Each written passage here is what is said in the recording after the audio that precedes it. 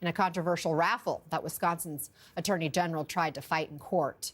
NBC News correspondent Julia Jester was there. She joins us now from Madison, Wisconsin. And here in New York, Republican strategist and MSNBC political analyst Susan Del Percio, and Democratic strategist and Salty Politics author Julie Roginski. Let's go first to Julia there in Wisconsin. So what was Elon Musk's pitch to voters last night, Julia? Well, Anna, I think by now we're used to state and local elections becoming nationalized, but last night may have been one of the first times that I have heard someone say that a state election could determine the, quote, future of the world. Elon Musk really raising the stakes last night, while the Supreme Court election here could definitely handle matters like abortion or immigration cases in this state. He honed in on one specific aspect, and that's redistricting, and that could affect the balance of power in Congress as well. He really leaned into that in his remarks last night. Here's what he had to say. If the Supreme Court is able to redraw the districts, they will gerrymander the districts and deprive Wisconsin of 2 House seats on the Republican side. What's happening on Tuesday is a vote for which party controls the U.S. House of Representatives. That is why it is so significant. And whichever party controls the House, it to a significant degree controls the country, which then steers the course of Western civilization.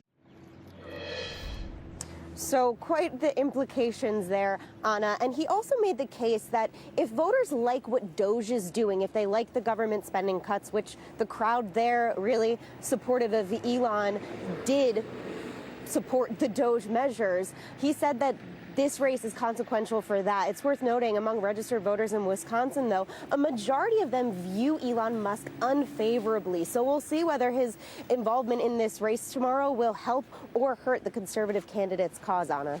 And that very same state Supreme Court at the heart of this race decided not to weigh in on Musk's $1 million voter raffle. But what are voters there saying about all of this?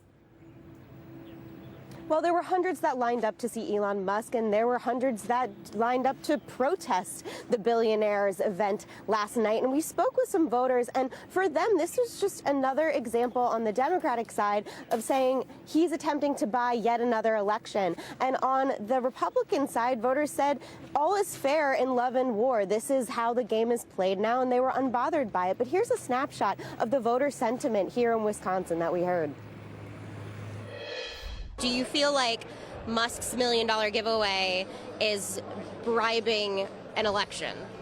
No, absolutely not. I mean, I think everybody here would say that's not why we're here. I mean, it's at least very transparent. He's trying to buy the election. He's trying to pay people to vote. He's the richest man in the world. He's got endless amounts of money.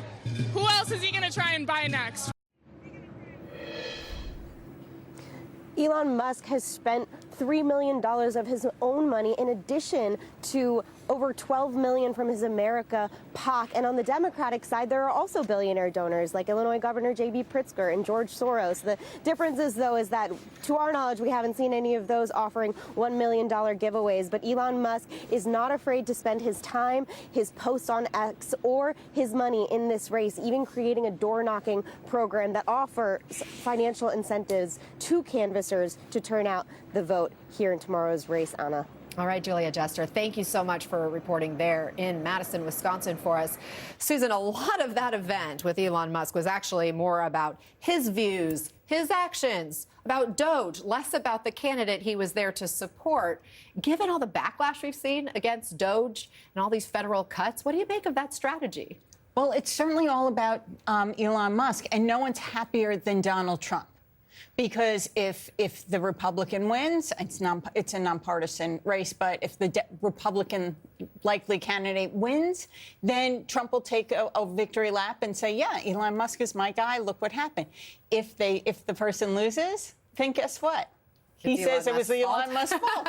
So it works out really well. But, you know, it's so interesting when we look at this race, it's important to keep in mind, 2 years ago, It was the most important state Supreme Court race in the country. It was deemed the same way. It broke records at $50 million in spending. That was in the wake of the Dobbs ruling. And that was in the wake of Dobbs, exactly. And what was on stake was reproductive rights. The Democrat won by 11 points. We used it as a way of judging the Biden presidency and what 2024 will look like. So that didn't exactly go the way, 2024 didn't follow 2023. So we have to be careful just how much we read into these elections. Well, and Julie, Elon Musk and his super PAC are also putting quite a bit of money behind a couple of races in Florida for special election House seats. These should be safe Republican-held seats. Yet it appears to be a little more competitive than Republicans initially expected. Do you see these early races as sort of a national referendum on party enthusiasm for both parties? I do to some extent, but let's be realistic. First and foremost, Elon Musk is talking about this being a race about gerrymandering in Wisconsin. It is that, but for Elon Musk, it's about how he's able to sell Teslas in Wisconsin. He's got a very specific personal vested interest in the outcome of this race. So anybody from Wisconsin who's watching who might consider that this is about some larger issue for him, it is about his bottom line with Tesla. Second, about a week and a half ago, or almost 2 weeks ago now, in Pennsylvania, there was a special election for a state Senate seat, a seat that had been held by Republicans for generations. Part of it is in Lancaster County that has not elected a Democrat since the 19th century. And a Democrat eked out that special election win. In the wake of that is when Donald Trump decided to pull Elise Stefanik's nomination to the UN and send her back to New York 21, because by his own admission, he was very worried about how that election was going to go. Based on all of that, I don't necessarily expect those two seats in Florida to go Democrat because they're very, very, very red districts. But if there is a shift, a significant shift in turnout for Democrats and enthusiasm for Democrats, if Democrats come closer or even pick one of those up, most likely Florida 6, Mike Wallace's seat, that would be seismic.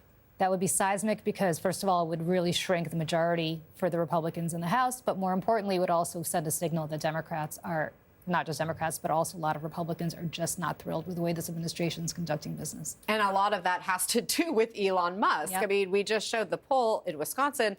He's largely unpopular with American voters, and not just in Wisconsin. We've seen other polling recently, too, that shows he's underwater, negative versus positive favorability there. So what do you make of the fact, Susan, that it is Musk, not Trump, who's sort of the bullhorn, using the bullhorn to try to juice the vote on these races? Well, what's interesting about Musk and his endorsement when it comes to Florida and looking at future House races is that it's viewed that Elon Musk's might is really with primaries, in Republican primaries, and backing candidates, not so much in these special elections, although the money doesn't hurt. And like I said, Donald Trump must have seen some numbers that maybe made him feel a little uncomfortable putting himself out there because we know he doesn't want to look like a loser. But, in Florida, again, it could happen, yes. The Democrats can pull out maybe one of those seats.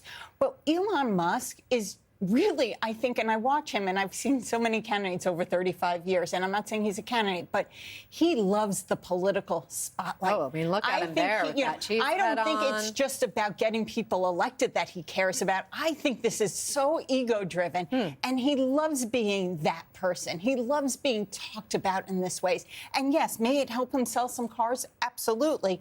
But more importantly, this is an ego-driven event, no doubt, for Elon Musk. Julie, at the top of the hour, we played those comments from President Trump, once again floating this idea of running for a third term, even though it is clearly banned in the Constitution. What do you make of it? Well, let's be very clear. The constitutional amendment was passed in the wake of Franklin Roosevelt running for 4 terms, right? And so there's no ambiguity about what this means. There's no ambiguity about, well, if you only had, Harry Truman put in as president, and then eventually Harry Truman resigns if Roosevelt had stayed alive, and we would have had Roosevelt run for a 5th. I mean, or I guess it's passed in the 50s, so it would have been Eisenhower. But regardless, it was truly designed to prevent somebody running for more than 2 terms. And whatever loopholes they're looking for, I hope even this Supreme Court, looking at history, understands the intent behind that amendment, which is no way, no how can you serve more than 2 terms as president. I'm not so confident that the Supreme Court would allow that to happen because they have bent the rules for this president before. But can you imagine the can of worms that would be open? I mean, what's to stop another 2-term president, like former President Obama from getting in and running against Michelle President Trump. Obama will probably stop Barack Obama in that scenario. But under normal circumstances, I mean, is there any end to this? This is how authoritarianism begins. And his hero, Vladimir Putin, pulled exactly this stunt when the Constitution of Russia prevented him from running for a third consecutive term. He had his prime minister run for president, and he decided to be prime minister, and then they did the switcheroo. So you're saying there is the playbook. Ladies, got to leave it there for now. Thank you. Of course, conversation always to be continued. Susan Del Percio and Julie Roginski. Appreciate you both. Still ahead this hour, you're not